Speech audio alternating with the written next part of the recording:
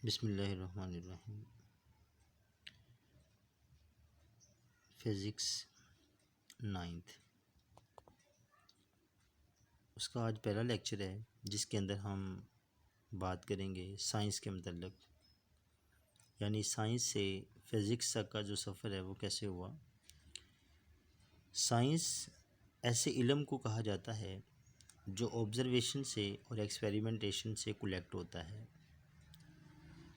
जब हम साइंस को डिफ़ाइन करते हैं तो हम कहते हैं the knowledge gain through observation and experimentation is called science.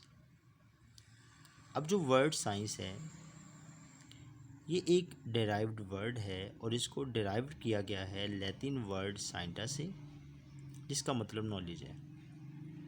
यानी अगर आपसे पूछा जाता है कि साइंस का मतलब बताएं तो हम ये भी कह सकते हैं कि साइंस का मतलब इल्म है, यानी नॉलेज। 18वीं सदी से पहले तमाम मादी अजसाम यानी जितने भी मटेरियल ऑब्जेक्ट थे उनको हम एक सिंगल सब्जेक्ट के तहत स्टडी करते थे और उस सिंगल सब्जेक्ट का नाम नेचुरल फ़िलासफ़ी था। नेचुरल फ़िलासफ़ी को इस तरह से डिफ़ाइन किया जा सकता है, the study of material object is called natural philosophy.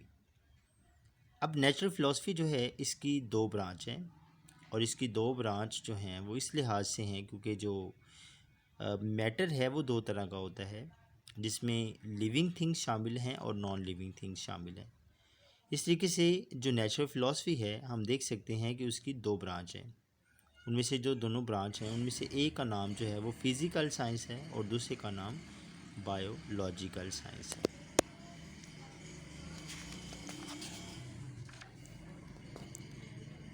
अगर बात हम बायोलॉजिकल साइंस की करें तो इसको हम इस तरीके से कहेंगे कि the study of living things is called biological science, और दूसरी जो ब्रांच थी उसका नाम था फ़िज़िकल साइंस, जिसमें हम स्टडी करते हैं नॉन लिविंग थिंग्स को। अब जो नॉन लिविंग थिंग्स हैं अगर हम अपने गिरदोनवा में देखें तो हमें 5 तरह की नॉन लिविंग थिंग्स नज़र आएंगी। आसमान की तरफ देखें तो सितारे हैं और ज़मीन एक दूसरी तरह की नॉन लिविंग थिंग्स है। इसके अलावा जो सीज़न है, मौसम है, वो भी नॉन लिविंग थिंग्स में आते हैं। और इसके अलावा जितनी भी चीज़ें जो हम खाते हैं, पीते हैं, पहनते हैं, ये सारी की सारी एक तरह की नॉन लिविंग थिंग्स हैं। और इसके अलावा वो तमाम नॉन लिविंग थिंग्स जिससे हम आराम लेते हैं, जैसे कि फ़ैन है और बल्ब है जो हमें रोशनी प्रोवाइड करते हैं, और इसी तरीके से रेफ्रिजरेटर है। तो ये तमाम की तमाम ऐसी चीज़ें हैं जो इलेक्ट्रिसिटी से चलती हैं। ये एक तरह की नॉन लिविंग थिंग्स हैं। यहाँ से पता चला कि जो हमारे पास जो नॉन लिविंग थिंग्स हैं वो 5 तरह की हैं, और अगर नॉन लिविंग थिंग्स जो हैं वो 5 तरह की हैं, तो इस तरीके से फ़िज़िकल साइंस को फिर 5 शोबों के अंदर, 5 डिसिप्लिन्स के अंदर डिवाइड कर दिया गया।